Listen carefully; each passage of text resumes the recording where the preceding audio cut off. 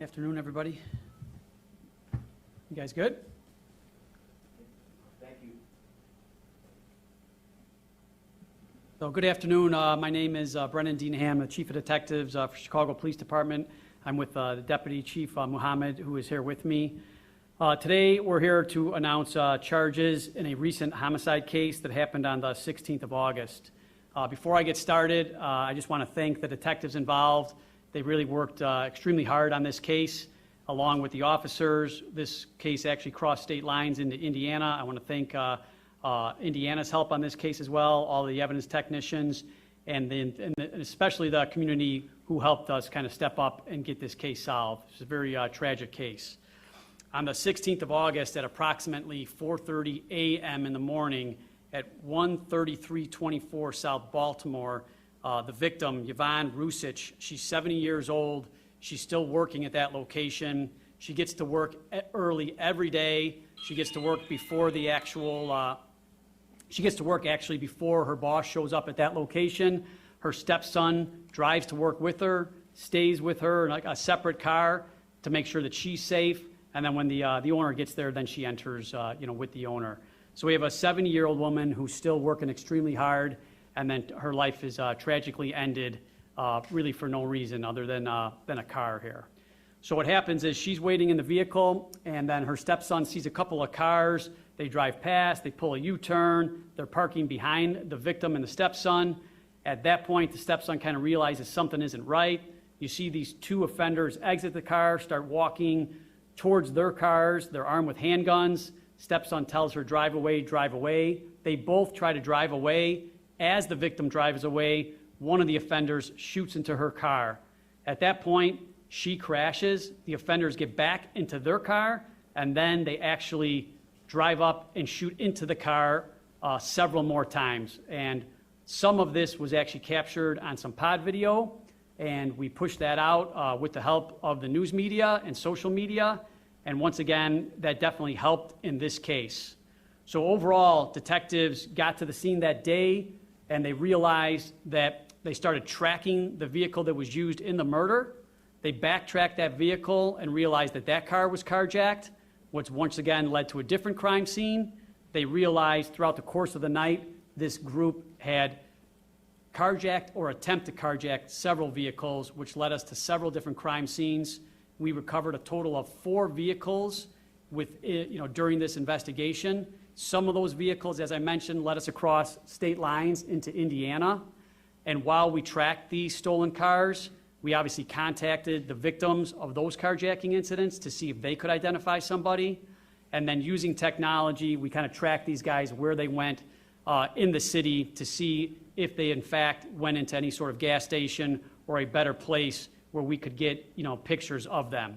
As I mentioned, we pushed the photos and the video we had out through the news media, and then as we were recovering the vehicles, we were fortunate enough to get a couple of witnesses to come in and cooperate, look at the video. They knew the suspects. They helped us identify those individuals, and then working with our fugitive apprehension team, we're able to arrest one of these offenders in Chicago. And this offender is a juvenile, so I won't be releasing the name, but this juvenile has been charged with first-degree murder, and that case will be transferred, to adult court by the state's attorney's office. So I know that was a lot of information, but I want to thank everybody involved, and then really just the thoughts should go out to the family here for the victim. Once again, a 70-year-old victim, still working, going to work at 4:30 in the morning, and life tragically ended, just for trying to get a piece of property, a car. Can I take any questions? The individual you're talking about, was he in the white top, or was he in the all black? So you saw you saw the video in the white and the gray or the black. I don't want to go into which one that actually was, because they're juveniles, and I don't even want to go that far. I understand your question, but it's one of those two who's in custody. We're still looking for the second offender in that case, and we believe that second offender is in juvenile as well.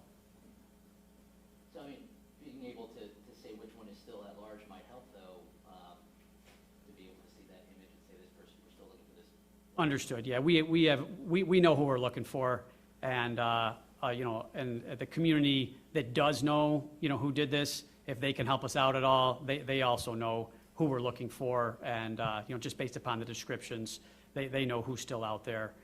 So that's what we're looking for. We're confident that, you know, hopefully we'll be able to arrest them in the near future. Do you have an age on the juvenile?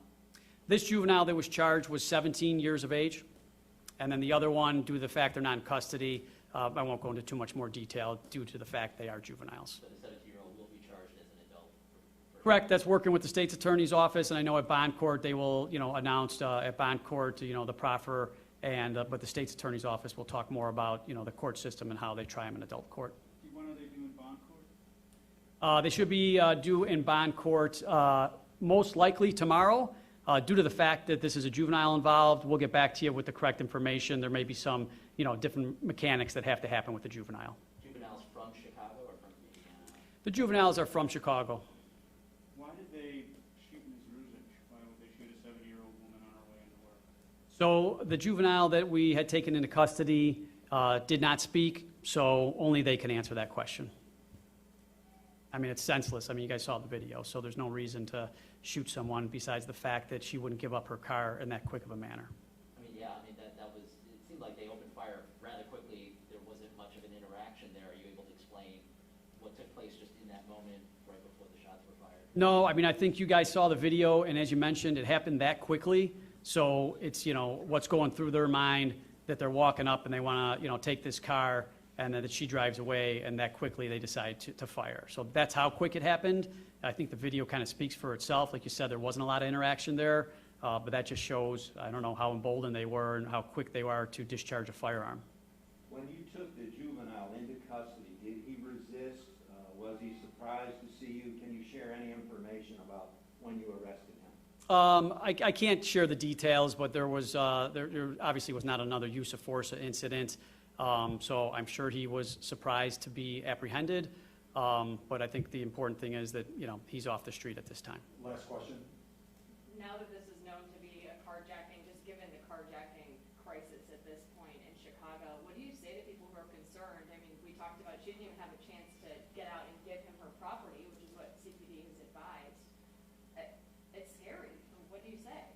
Yeah, it is scary, and obviously, you know, the victim didn't do anything, you know, wrong in this case. So right now, we are having a carjacking crisis, and, you know, to the people out there, I would say just do your best to be aware of your surroundings, the normal things that we talk about, and obviously they were in this case, and this still happened. So I think, you know, the offenders have to take responsibility for those actions because the victims didn't do anything wrong in here. So be aware of your surroundings. Definitely, you don't want to lose your life over property. And unfortunately, we have some extremely violent people who are doing this, so we just, you know, cautious the community to please be, you know, do your best to be safe and be aware of your surroundings and react accordingly. Was anybody hurt in the other carjackings? What's that? Was anyone harmed in the other carjackings? I don't want to go over the details of all those incidents because we're investigating them, and nobody was injured, but they're all those carjackings have their own specific facts, and nobody was injured. We believe in one of them there was a firearm discharged, but nobody was injured in those cases, and we're still working those cases at this time. Thanks for coming on such short notice. Just one thing about the offender, did the offender have a past, any kind of history? I won't go into it because he's a juvenile. Thanks, guys.